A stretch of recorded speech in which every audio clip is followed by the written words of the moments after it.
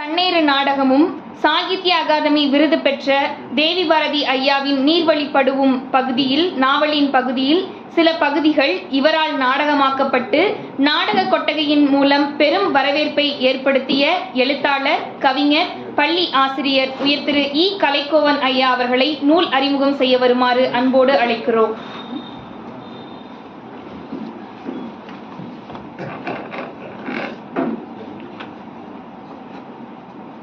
மேனாள் அமைச்சர் திருமதி சுப்புலட்சுமி அம்மா அவர்கள் உள்ளிட்ட அவைக்கு முதற்கன் வணக்கத்தை தெரிவித்துக் கொண்டேன். பேர் இவர் வச்சாலும் வச்சாரு கெடா வெட்டுன்னு. முதல் பந்தியில அம்மா குடல் கறியை காலி பண்ணிட்டாங்க. ரெண்டாவது பந்தியில பதிப்பாசிரியர் ரத்த பொரியல்ல கை வச்சு போனா போகுது, பின்னாடி ஒருத்தன் வர்றான் நாலாவது பந்தியிலன்னு கொஞ்சம் மிச்சம் வச்சுட்டு போனாரு. இந்த அவர் மிச்சம் வச்சது, அம்மா மிச்சம் வச்சது எல்லாத்தையும் சேர்த்து பேராசிரியர் ஒரே அடியா என்ன பசியில இருந்தாருன்னு தெரியல, சுத்தமா காலி பண்ணிட்டாரு. எனக்கு என்னையா இருக்கு அப்படின்னு கேட்டா, உனக்கு எலும்பு குழம்பு இருக்கு வேணுமான்னு கேக்குறாங்க. இருந்தாலும் அந்த எலும்பு குழம்போட இன்றைக்கான இந்த கெடா வெட்டை சிறப்பாக நாம் தொடங்குவோம். பொதுவாக இது பேசும்போது குளிராது, நடுக்கம் வராது. இது ரொம்ப ஏசி இருக்கிறதுனால குளிர் நடுக்கமும் அதிகமாக இருக்கு. ஆமாம், நான் அப்புறம் ட்ரை பண்ண முடியல. சரி, இப்போ இந்த கெடா வெட்டினுடைய நாவலை சிலர் படிச்சுட்டு வந்திருக்கிறீங்க, சிலர் படிக்காமல் வந்திருப்பீங்க. நான் ரொம்ப யோசித்தேன், இதை பற்றி பேசும்போது சில சம்பவங்களை நான் சொல்ல வேண்டியது இருக்கும். ஆனால் அதற்கு இந்த கெடா வெட்டை படித்திருந்தவர்கள், நாவலை படித்திருந்தவர்களுக்கு கொஞ்சம் எளிமையா புரியும் அப்படின்னு. ஆனா ஐயா பெரும்பாலான வேலையை செஞ்சிட்டதுனால நான் என்ன சொன்னாலும் நாவலை பற்றி உங்களுக்கு புரியும் என்ற நம்பிக்கையில் இந்த நாவலை நான் படிச்சுட்டு இருக்கேன் வீட்டில் உட்காந்து. ஒரு 4 நாளைக்கு முன்னாடி என்னோட சித்தி வந்தாங்க. வீட்டில் உட்காந்து பேசிக்கிட்டே இருந்தோம். கொஞ்ச நேரம் புத்தகத்தை ஒதுக்கி வச்சுட்டு கிட்டத்தட்ட 3/4 முடிக்கிற தருணத்தில் இருந்த போது கதை அங்கங்க அப்படியே போயிட்டே இருந்து திடீர்னு ஒரு இடத்துல திங்களூர்ல தாங்க அப்படின்னாங்க. நான் அப்படிங்களா அப்படின்னேன். ஆமா, திங்களூர்ல அவன் தான் பாவம் 2 புள்ளைய வச்சுக்கிட்டு தனியா நிக்கிறான், ரொம்ப கஷ்டமா இருக்கு. என்ன ஆச்சுங்க சித்தி அப்படின்னேன். இல்லடா, அவனுக்கு தெரியும்ல, 40 வயசாச்சு, கல்யாணம் ஆகல, சொந்த சாதியில பொண்ணு கிடைக்கலன்னு புலங்குற சாதியில பார்த்தோம். கதை கேட்கிறேன் நான். புலங்குற சாதி வந்தா விட்டு ஓடி போயிட்டா, இருக்க முடியல, ஆத்தாக்காரி பேச்சு தாங்க முடியல, போயிட்டா. அப்புறம் நம்ம அங்க இங்க தேடி இந்த சேகரனுக்கு சாத்தூர்ல, சித்தி நிறுத்துங்க, இந்த பேர் என்ன சொன்னீங்க அப்படின்னு. சேகரன், நம்ம கதையினுடைய நாயகன் பெயர் சேகர். எனக்கு தூக்கி வாரி போட்டுச்சு. நான் ஒரு நிமிஷம் இருக்கேன், சித்தி நீங்க இந்த புத்தகம் படிச்சுட்டீங்களா, நாளைக்கு தான் ரிலீஸுங்கிறாங்க அப்படின்னேன். இல்லை, என்ன புத்தகம் அப்படின்னாங்க. இந்த மாதிரி இவர் எழுதியிருக்கிறாரு, அது சேகரன் தான் வருவான், அவனுக்கு 40 வயசு, கல்யாணம் ஆகல, நீங்க இதெல்லாம் சொல்றீங்களேன்னு. சரி சொல்லுங்க அப்படின்னு. இல்லடா, சாத்தூர்ல இருந்து கொண்டாந்து கல்யாணம் பண்ணி வச்சா நம்ம ஊர் வழக்கம் அவளுக்கு தெரியுமாக்க. இங்க வந்தா ஆடு இருக்கு, மாடு இருக்கு, பண்ணையும் பார்க்கணும், தோட்டம் இருக்கு, துறவு இருக்கு. அவ சாத்தூர்ல ஊர்ல இருந்து வந்திருக்கிறவ, அவ எங்க போய் இதெல்லாம் பார்க்க போறா? ஆத்தா சும்மா இருந்தாளா? பேசியே கிணத்துல செத்து போயிட்டாப்பா. ஆஸ்பத்திரியில அவன் நின்று அழறான் பாரு, அழறான். விட்டடிச்சுட்டாத்தன்னு அழறான். 1 மாசத்துல ஆத்தாக்காரியும் செத்து போயிட்டா. 2 பிள்ளைய வச்சுக்கிட்டு சேகரன் தனியா நின்றுட்டு இருக்கான். பார்க்க பாவமா இருக்குது. சித்தி சொன்னது எனக்கு ஒரு நிமிஷம் அப்படியே யோசிச்சேன். இந்த கதை இந்த பகுதியினுடைய கதையாக இன்றைக்கு இருக்கிறது, நிகழ்வாக இங்கு இருக்கிறது. இப்போ இதை நாம் பேசுவதற்கு ஒரு களத்தை ஏற்படுத்தி ஒரு நூலாக வடிவமைத்து கொடுப்பதற்கான வாய்ப்பு இன்றைக்கு வாமுகவும் அவர்களுக்கு கிடைத்திருக்கிறது, கொடுத்திருக்கிறார். என்ன இந்த பகுதின்னு சொல்றோமே, என்ன பகுதி அப்படிங்கிற ஒன்று இருக்கு இல்லையா? மேற்கு மண்டலம், நம்ம பகுதியில் மேற்கு மண்டலத்துல இந்த பரந்துபட்ட நிலப்பரப்பு லேண்ட்ஸ்கேப், இதுல ஒரு குறிப்பிட்ட பகுதியை நான் தனித்துவமான லேண்ட்ஸ்கேப்பா பார்க்கிறேன். எது அப்படின்னா, நம்ம ஈரோடு, பெருந்துறை, அவங்க சொன்ன விஜயமங்கலத்தில் ஆரம்பிச்சு சென்னிமலை வழியா அப்படியே பல்லடம், சூலூர், கிணத்துக்கடவு, நெகமம், அப்படியே பொள்ளாச்சிக்கு பக்கத்தில் வரைக்கும் போயிட்டு அங்கிருந்து அப்படியே தாராபுரம் வரைக்கும் வந்து அதுலேருந்து அப்படி வெள்ள கோயிலிருந்து கரூரினுடைய எல்லை வரைக்கும் நொய்யலினுடைய கடைசி பகுதி வரைக்கும் போயிட்டு ரிட்டர்ன் அப்படி வர்றீங்கன்னா கொங்கு பகுதின்னு சொல்ற அந்த மேற்கு மண்டலத்தினுடைய பெரும் பகுதியில நான் சொன்ன இந்த லேண்ட்ஸ்கேப் மட்டும், இந்த நிலப்பரப்பு மட்டும் தனித்துவமான ஒரு நிலப்பரப்பா இருக்கும். இது ஒரு சமவெளி பகுதி மாதிரி இருக்கிற ஆதி காலத்தில் புல்வெளிகள் நிறைந்த ஒரு பகுதியாக இருக்கிற இந்த பகுதி. அப்ப இந்த பகுதியினுடைய மக்களின் வாழ்க்கை முறைன்னு ஒண்ணு இருக்குல்ல, அது எப்படி இருக்கும்? அதுவும் குறிப்பா வாழ்க்கை முறையில பண்பாடு சார்ந்த, அவர்கள் பண்பாட்டு விழுமியங்கள் சார்ந்த, மிக முக்கியமாக சடங்குகள். நிலம் தனித்துவமாக இருப்பது போல மேற்கு மண்டலத்தினுடைய ஒட்டி இது இருக்குமா அப்படின்னா ஆமாம், இது பொதுவானது. மேற்கு மண்டலத்தின் நிலப்பகுதிக்கு அத்தனைக்கும் பொதுவான ஒரு பண்பு, சடங்குகள் இந்த நிலப்பகுதிக்கு உண்டு. ஆனா 90களுக்கு பிறகு உலகமயமாதல், தாராளமயமாதல் இதெல்லாம் இந்த பகுதியில் நடந்த பிறகு இந்த சடங்குகளில், இந்த வாழ்க்கை முறையில் மாற்றங்கள் ஏற்பட்டிருக்கிறதா என்றால் ஆங்காங்கே மாற்றங்கள் ஏற்பட தொடங்கி இருக்கிறது. நம்ம அதை பார்க்கணும், அதை புரிஞ்சுக்க வேண்டிய தேவை இருக்கு. அப்ப அந்த மாற்றங்களை நுட்பமாக புரிந்து கொண்டு இன்றைய காலகட்டத்தில் சரியாக பதிவு பண்ணுவதற்கு ஒரு நூல் தேவை என்றால் அந்த நூலாக கெடாவெட்டு நூல் இருக்கிறது. இன்னும் 30 வருடம் கழித்து நான் சொன்ன இந்த நிலப்பகுதியினுடைய மானுடவியலை ஆய்வு செய்ய வேண்டிய தேவை ஏற்பட்டால் அன்றைக்கு அந்த ஆய்வை மேற்கொள்பவருடைய கையில் இருக்கக்கூடிய மிக முக்கியமான ஒரு நூலாக கெடாவெட்டு நாவல் இருக்கும், தவிர்க்க முடியாது. அப்ப அந்த கெடாவெட்டு நாவல் இந்த பகுதியிலிருந்து பேசக்கூடிய பேசுபொருள். அதுக்கு முன்னாடி அந்த தலைப்பே, எல்லாரும் பேரை சுவாரஸ்யமா வைப்பாங்க, நம்மால் ருசிகரமா வச்சிருக்கிறாரு, அப்படிதான் வச்சுக்கணும். இதுல பேசும்போது நாவல் சுவாரஸ்யமா இல்ல, ருசிகரமா இருந்தது அப்படின்னே நம்ம போவோம் இல்லையா? அப்ப அந்த பெயரிலிருந்து இந்த நாவலினுடைய ஒவ்வொரு பகுதியும், பொதுவா நம்மளுடைய வாழ்க்கையில ஏகப்பட்ட கஷ்டம் வரும், நம்ம அதை சார்ந்து புலம்பல்கள் இருக்கும், எல்லாமே இருக்கும். ஆனா இந்த எல்லாத்துக்கும் மைய புள்ளியாக இருப்பது ஒரே ஒரு புகாரா இருக்கும். ஏதாவது ஒரு புகார் மைய புள்ளியாக அமைஞ்சிருக்கும். இப்ப இந்த கதையினுடைய நாயகனாக இருக்கிற சேகரனை வச்சுக்குவோமே, சந்திரசேகரன் சேகரனை வச்சு, அவனுடைய வாழ்க்கையினுடைய புகார் ஒன்னே ஒண்ணுதான். என்னன்னா 40க்கு மேல ஆயிடுச்சு, அவனுக்கு கல்யாணம் ஆகல. எல்லாரும் பேசினாங்க. இப்ப 40க்கு மேல ஆன ஒருவனுக்கு திருமணமே ஆகல, அப்ப அவனுடைய மனநிலை என்னவா இருக்கும் அப்படிங்கிறதுல இருந்து கதையை தொடங்குறாரு. அதான் இப்ப அந்த இடத்துல இருந்து ஆரம்பிக்கிறார். நான் இந்த புத்தகத்தை வாமுக்கோமும் எழுதியிருக்கிறேன்னு சொல்லி என்கிட்ட கொடுக்கும்போது இதுக்கு ரெஃபரன்ஸ் என்ன 2 புத்தகத்தை படிக்கலான்னு யோசிச்சேன்னா, கலனியூரனுடைய மறைவாய் சில கதைகளையும் கீராவினுடைய வயதுக்கு வந்தவர்களுக்கு மட்டும் எடுத்து படிச்சுட்டு தான் வரணும் ரெஃபரன்ஸுக்கு. வாமுக்கோமினுடைய எழுத்துக்கு ஏதாவது அங்க ஒரு ரெஃபரன்ஸ் கிடைக்கும் அப்படின்னு நினைச்சுதான் நான் இதை எடுத்தேன். அதுவும் 40+ திருமணமாகாத ஒருத்தனை பற்றி பேச போறார் அப்படின்னா என்ன சொல்லியிருக்க போறார் அப்படிங்கிற ஒரு எதிர்பார்ப்போடு உள்ள நுழைஞ்சேன். இந்த நாவலுக்குள் நுழையும் போது இந்த நாவல் எனக்கு சொல்லியது 3 பிரிவுகளா சொல்லிச்சு. அதை படிக்க படிக்க எனக்கு உள்ளே ஒரு படலம் மாதிரி அப்படி தோணுது.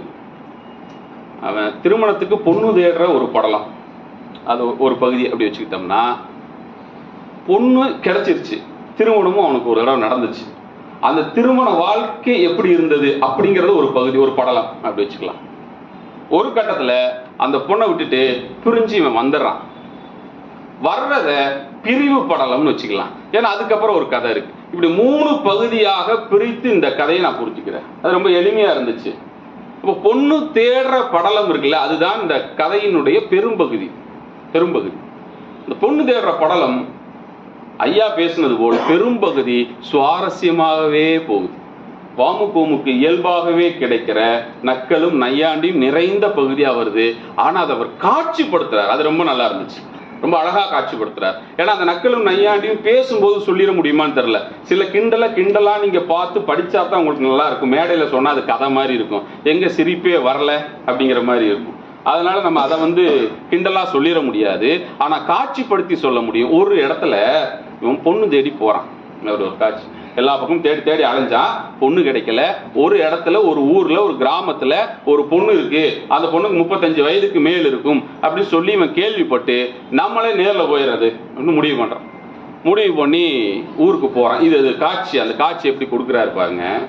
ஊருக்கு போய் வண்டியை டுப்புன்னு போய் நிறுத்துறான். ஊர் எல்லையில ஒரு மரம், ஆலமரம், அரச மரம், இப்படியே கற்பனையில் வச்சுக்கோங்க. மரத்தடியில் ஒரு பெருசு உட்காந்துருக்கு. அது இவன் வண்டி இந்த பக்கம் நிறுத்துறான். அது அவர் அப்படியே காதை குடஞ்சிட்டு இப்படியே உட்காந்துருக்கிறாரு. அவன் இறங்குறான். அப்போ ஒரு வார்த்தை போடுறாரு, வண்டி வந்து நின்ன சத்தம் கூட அந்த பெருசுக்கு கேட்கல போல போட்டு இவன் இறங்கி பக்கத்தில் போகிறான். அப்போ அங்கே இன்னொரு காட்சி நடக்குது. இவர் அப்படி காதை குடஞ்சிட்டு பக்கத்தில் ஒரு நாய், கருப்பு நாய் ஒன்று போகுது. அதை பார்க்க கூப்பிட்றாரு. அந்த நாய் அப்படி திரும்பி இப்படி ஒரு பார்வை பார்த்துட்டு அப்படின்ட்டு போகுது. அது ஒரு நாய் கூட இந்த மதிக்கலையே, இவன் மதிச்சு இப்போ போய் கேட்கணும் அவங்ககிட்ட. இன்னைக்கு அந்த மனநிலையை பாருங்களேன். வழி இல்லை, இறங்கி போய் அந்த ஆள்கிட்ட கேட்கலாம், ஐயா. அப்போதான் திரும்பி பார்க்குறாரு. இப்போ அவருக்கு பெருமையா இருக்கு, நம்மள ஒருத்தன் மதிச்சு வந்திருக்கிறானே. ஒரு கேள்வி, பொண்ணு இருக்குன்னு சொன்னாங்க, அந்த மாதிரி அதை பார்க்கணும். அப்படியா, வாங்க கூட்டிட்டு போறேன் அப்படின்ட்டு தடியை கையில் எடுத்துட்டு, என் பொண்ணு தான் வாங்க கூட்டிட்டு வீட்டுக்கு போற காட்சியெல்லாம் நம்மளும் கூட நடந்து போகலாம். அவ்வளோ அழகா இருக்கு அந்த காட்சி. போயிட்டாரு. போய் உட்கார்ந்தாச்சு. 2 பேத்துக்கும் பேச்சு நடக்குது.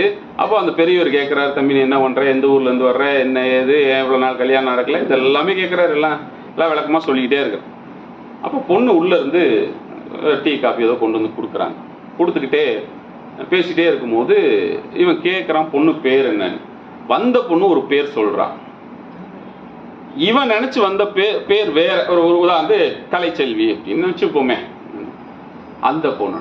ஆனா அந்த பொண்ணு சாந்தி அப்படி வச்சுப்போம். ஐயே நான் இல்லைங்க அந்த பொண்ணு அப்படின்னு அந்த பொண்ணு சொல்றா. பதறிட்டு சொன்ன உடனே அவங்க அப்பா சொல்றாரு, உனக்கு ஒண்ணும் தெரியாது. அவளா அந்த அடுத்த தெருவில் இருக்கா, ஒரே சீக்காளி, எப்பப்பாரு இருமிக்கிட்டே கிடப்பா. அவளுக்கு சளி பிடிச்சிருக்கு, எல்லா தொந்தரவும் இருக்கு. அவளை எவன் தலையிலையாவது கட்டி வச்சலான்னு அவன் அப்பம் பார்த்துக்கிட்டே இருக்கிறான். அந்த பொண்ணையா தேடி வந்து சரி பார்த்துக்க, இவங்க எப்படி இருக்கும். இந்த காட்சிப்படுத்துற விதம் இருக்குல்ல, அந்த இடத்துல அவ்வளவு அழகா லயிச்சு நம்மளும் கூட போய் உட்கார்ந்துட்டு எந்திரிச்சு வர்ற மாதிரியே ஒரு மனநிலையை உருவாக்குற. இப்போ அவன் வேண்டான்னு வந்துடுறான்னு வைங்களேன். இது ஒரு காட்சினா, வாமுகோமுனுடைய அக்மார் குசும்புத்தனம்னு ஒன்று இருக்கும்ல, அது ஒரு காட்சி. திங்களூருக்கு பொண்ணு வாக்குறதுக்கு போறாங்க. தானாவதி அல்லது அவங்க அண்ணனோட ஒரு டிவிஎஸ் 50 எடுத்துக்கிட்டு துறன்னு போறாங்க. போய் எந்த வீடு என்னெல்லாம் தேடி கண்டுபிடிச்சி இந்த வீடு தானாம்மா, வா போலாம். உள்ள போயாச்சு. அவங்க அப்பா ஒரு சீக்காளி மாதிரி இன்னைக்கோ நாளைக்கோங்கிற மாதிரி இருக்காரு. அவர்கிட்ட எல்லாம் பேசுறாங்க. பொண்ணு பேசுற அதெல்லாம் நடந்துட்டு இருக்கு. 2 பேரும் எல்லாம் பேசுறாங்க. பேசிட்டு கடைசியில் வந்து பொண்ணு செட் ஆகலை. நீங்கள் உள்ளே போய் உட்காந்துட்டு பொண்ணை பார்க்கறதா இருந்தால் பொண்ணை பார்க்கணும் இல்லையா. அவங்க அம்மாவும் வந்து நிற்கிது. இப்போ எல்லாம் பார்த்துட்டு பொண்ணு செட் ஆகலை, வெளியே வந்தாச்சு. அவங்க அண்ணன்னு பேசிக்கிறார், மாப்பிள்ளை எல்லாம் தம்பி பொண்ணு கொடுக்க மாட்டேன்ட்டாங்கப்பா. போச்சு, அது பொண்ணு கொடுக்கலன்னா என்ன, அம்மாவை கேட்டுப்பாங்க. நீங்க நான் ஏற்கனவே சொல்லி ஒருத்தருக்கு நிறுத்திட்டேன். அந்த இடத்துக்கும் இப்ப நான் சொன்ன வெளியே வந்து இந்த இடத்துக்கு நடுவுல வாமுகோமுவினுடைய முழு குசும்புத்தனத்தை நீங்க அங்க பார்க்கலாம் இல்லையா. அது ஆனா ரொம்ப தெளிவா ஒண்ணு புரிஞ்சுது. யாரோ பக்கத்துல உட்காந்துக்கிட்டு போது நிறுத்து கதைக்கு வான்னு இழுத்து பிடிச்சுக்கிட்டே இருக்கிற மாதிரி அந்த இடத்துல நிறுத்திருப்பாங்க. அது யாருங்கிறது அவருக்கும் தெரியும் நினைக்கிறேன் இல்லையா. அப்போ இந்த 2 காட்சி சொல்றேன். இப்படியான இந்த காட்சி வடிவமைப்பு இருக்குல்ல, இதற்குள் அவன் பொண்ணு எடுக்கிற படலம் பேராசிரியர் 2-3 சொன்னார் காட்சிகள். ஒரு 3/4 பகுதிகளில் போகுது. நீங்க இதை எப்படி நீ புரிஞ்சுக்கலாம் அப்படின்னா, ஐயா அழகான வார்த்தையில சொல்றார், தன் மீதான அந்த கிடைக்கலங்கிற வருத்தத்தை அவன் ஒரு பகடியா மாத்துற இடம் இருக்குல்ல, நீங்க எப்படி அதை கொடுப்பீங்க? அவனே அவனை கிண்டல் பண்ணிக்கிற இடம்னு ஒன்று வரும்ல. அப்ப எந்த இடம் வரும்னா, அவனே அவமானப்பட்டு ஒரு கட்டத்துக்கு மேல அந்த அவமானத்தை அவன் ரொம்ப எளிமையா எடுத்துக்கிறான் அப்படிங்கிற ஒரு மனநிலைக்கு வந்தா தான் நீங்க இதை எழுத்து சாத்தியப்படுத்த முடியும். அப்ப அவன் அவமானப்படுவதை முதல் கதையிலேயே முதல் இடத்துல ஆரம்பிச்சிட முடியாது. கொஞ்சம் கொஞ்சமா கொண்டு வந்துகிட்டே இருக்கும். அப்படி கொண்டு வந்து ஒரு உச்சத்துல வச்சு அவமானப்படுத்தி அவன் அதை பகடி செய்துகிற இடம் தான் நான் இப்ப ரெண்டாவதா சொன்ன ஒரு காட்சிப்படுத்துது. அப்படி நீங்க அந்த டிராவல் ஆரம்பத்துல இருந்தே ஒரு எழுத்து விடாமல் வந்தீங்கன்னா தான் நீங்க தொடர்ச்சியா இந்த கடைசி வரும்போது உங்களுக்கு சிரிப்பு வரும். இல்லைன்னா அது சிரிப்பா இருக்காது. அதாவது ஒருத்தனுடைய ஏன் இப்படி எழுதியிருக்கிறா அப்படின்னு திடீர்னு ஒரு 50 பக்கத்தை எடுத்து இப்படி போட்டி படிச்சிங்கன்னா நல்லா இல்லை அப்படிங்கிற மாதிரி மனநிலைக்கு போயிடக்கூடாதுங்கிறதுக்காக சொல்லுவாங்க. இப்போ அது திருமணம் ஆவதற்கு முன்பான படலம் சொன்னா அவனுக்கு இவ்வளவு கஷ்டத்துக்கு நடுவில் ஒரு கல்யாணம் நடந்துடும். ஒரு அரசு பள்ளி ஆசிரியர், ஒரு பொண்ணு அரசு பள்ளி ஆசிரியர், அவங்க வந்து ஒரு 2 எலிமெண்டரி ஸ்கூல் படிக்கிற ஒரு பொண்ணு இருக்கும். ஒரு கணவர் இறந்துருவாரு. அந்த பொண்ணு திருமணம் பண்ணிக்கிறேன்னு சொல்லிக்குவா. இவன் தான் இவ்வளோ கஷ்டப்பட்டு தேடி கிடைக்காததுனால அவங்க சொல்ற எல்லா கண்டிஷனுக்கும் ஓகே சொல்லி அவங்க எல்லாத்துக்கும் ஓகே சொல்லி கல்யாணம் பண்ணிட்டு போயிடும். இப்படியான சூழல் அவன் கல்யாணம் பண்ணிட்டு போற அந்த இடத்துல அங்கு போய் அந்த பெண் என்ன மாதிரியான வாழ்க்கை நிகழ்வுகள் அவன் நடத்துறா, இவன் அந்த வாழ்க்கையோடு எப்படி இவனால் ஒட்டு போக முடியுது அல்ல போக முடியல அப்படிங்கிற இடத்துல இருந்து அந்த இரண்டாவது படலத்தை நாம் பார்க்க முடியும். இப்போ அடுத்த மூன்றாவதாக நான் சொன்ன அந்த திருமணம் பிரிவு நிலை வந்ததுக்கு அப்புறம் இருக்கிற நிலை இருக்குல்ல, அதுல ஒரு கட்டத்துக்கு மேல இவனுக்கு வெக்ஸ் ஆயிட்டு ஒரே ஒரு காட்சி, அந்த காட்சி சொல்லிட்டு அவங்க 1 நிமிஷம் தாங்க, ஒரு 2 நிமிஷம் எடுத்துக்க வேண்டியது இருக்கு, எனக்கு நிறைவு நான் கொடுக்க வேண்டியது. அப்போ அந்த கடைசியில அவன் பிரிவினுடைய எல்லாம் இழந்துட்டாங்க. அம்மா இழந்துட்டான், எல்லாம் போச்சு. ஒரு கட்டத்துக்கு மேல தண்ணி அடிக்க ஆரம்பிச்சிட்டான். பயங்கரமா தண்ணி அடிக்கும் போது அந்த கடைசியில ஒரு 40 பக்கம் அவ்வளவு வேகமா படிச்சேன். அவ்வளவு வேகமா போகுது கதை, அவ்வளவு வேகமா நகருது. அவனும் அவங்க அண்ணனுக்கு உட்காந்து அப்படி சரக்கு அடிச்சுட்டு ஒயின் ஷாப்ல பேசிட்டு இருக்கிற இடம். மார்க் ஒரு குடிகாரன் எவ்வளவு அழகா பேசுவானோ அது அவ்வளவு தெளிவான மனநிலையில அநேகமா எழுதியிருப்பாருன்னு நினைக்கிறேன் நான். அவ்வளவு தெளிவா எழுதியிருக்கிறாரு. நக்கலு கிண்டல் ஏண்டி எல்லாம் அதுல வரும். இவங்க 2 பேரும் பேசிக்கிறது என்னன்னா, பொண்ணு கிடைக்கல, ஏன்னா மாப்பிள்ள நீ வந்து தோட்டத்துல யாராவது ஒருத்தர் வேலைக்கு வச்சுக்கலான்னு, அவளை கல்யாணம் பண்ணிக்கன்னு காலில் விழுந்துருவேன், வேண்டாண்டா இப்படி பேசிட்டு இருக்கும் போது ஒருத்தன் ஒரு வயசான ஒரு ஆள் வந்து உட்காந்து, ஏப்பா என் வீட்டில் நான் வந்து தோட்டத்தில் வேலை பார்க்குறேன், பண்ணையார் வந்து திருப்பூர் போயிட்டாரு, எனக்கு 2 பொண்ணுங்க இருக்குன்னு. 2 பொண்ணான்னு சொன்னார். 2 லட்டு தின்ன ஆசையா அப்படிங்கிற மாதிரி. அப்படியா, இவ்வளவு நாள் பொண்ணே கிடைக்கலன்னு 2 பொண்ணு கட்டிக்கோ, நாளைக்கு பொண்ணு கேட்கலாம். ஆனா ஒண்ணு அழகா இருக்கிறார், ஒரு காட்சியினுடைய மனநிலை இன்னொரு காட்சிக்கு தான் தெரியும் என்பது போல அவன் தம்பிக்கு திருமணமாகாம இருக்கிறான், 35 வயசுக்கு மேல, சித்தப்பா பையன். அவனையும் கூட்டிட்டு போய் நமக்கு எதுக்கு 2 பொண்ணு, அவனுக்கு ஒண்ணு பண்ணி வச்சிடலாமே கிளம்பி இவனுக்கு போவானுங்க. அடுத்த நாள் சித்தி சித்தப்பா இவங்க 2 பேர் எல்லாம் கிளம்பி அந்த வீட்டுக்கு போவாங்க. அவன் இவன் கூட சேர்ந்து குடிச்சவன், அவன் பாதி மயக்கத்துல காலில் எழுந்து உட்கார்ந்துருப்பான். கூட வந்த சித்தி, ஏப்பா 2 பொண்ணு இருக்கு, அந்த பொண்ணை வேற வர்ணிப்பார், அவ்வளவு அழகா இருக்காங்க, அது இதெல்லாம் சொல்லிட்டு இவங்க 2 கற்பனைக்கே போயிடுவாங்க, நாளைக்கு திருமணம் நடந்து நம்ம குடும்பம் நடத்தினால் அப்படி இப்படின்னு சொல்லி. அப்படியான ஒரு சூழல்ல அந்த பெண்ணை கேட்கும் போது அவங்க அப்பா இருக்கார்ல, அவர் சொல்ற பதில் ஒண்ணு இருக்குல்ல, அந்த காட்சியில என்ன நடக்கும் அது ரொம்ப முக்கியம் இல்ல, வெள்ளித்திரையில் காண்க முடிச்சுக்கலாம். இப்போ 3 விஷயங்கள், அதுக்குதான் இந்த 1 நிமிடம் கேட்டேன். என்னன்னா, இந்த நாவலில் இருந்து நாம் பெற்றுக்கொள்கிற இத்தனையும் தாண்டி என்ன சொல்லணும்னா, மொழி கட்டமைப்பு, இந்த மேற்கு மண்டலத்துக்கு உண்டான மொழி கட்டமைப்பு, இதில் நடக்கிற சடங்குகளை பதிவு செய்தல், அது ரொம்ப முக்கியமானது. மனிதர்களினுடைய பாத்திரங்களை சித்தரித்தல். மொழி கட்டமைப்புக்கு ஒன்றே உண்டு. இந்த புத்தகத்தை படிச்சுட்டு இருக்கேன், அறையில் உட்காந்துருக்கிறேன், டேங்க் ஓவர்ஃப்ளோ ஆகி தண்ணி விழுந்துட்டு இருக்கு. நான் டக்குன்னு சொல்றேன், அம்னி இப்பதான் ஆரம்பிச்சேன், அம்னி தொட்டி ரொம்ப தொரன்னு ஊத்திட்டு இருக்குது அம்மா சொன்னேன். அங்க இருந்து அந்த அம்மா, ஏன் உங்களோட செவியில வெள்ளையாட்டு இருக்குது அப்படின்னு இந்த அம்மா அப்படியே திருப்பி ஒரு தடவை பார்த்துச்சு. ஏன்னா அப்படி ஒரு பேசி ரொம்ப நாள் ஆச்சு.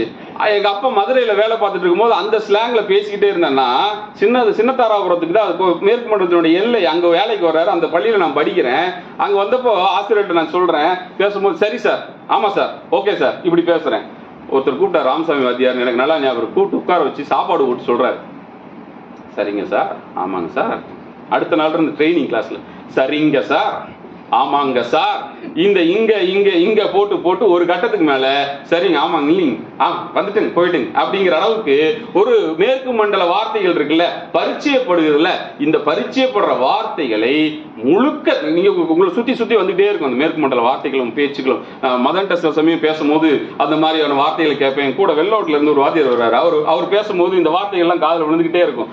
இவங்க எல்லாம் பேசுற மாதிரியே இருக்கு எனக்கு.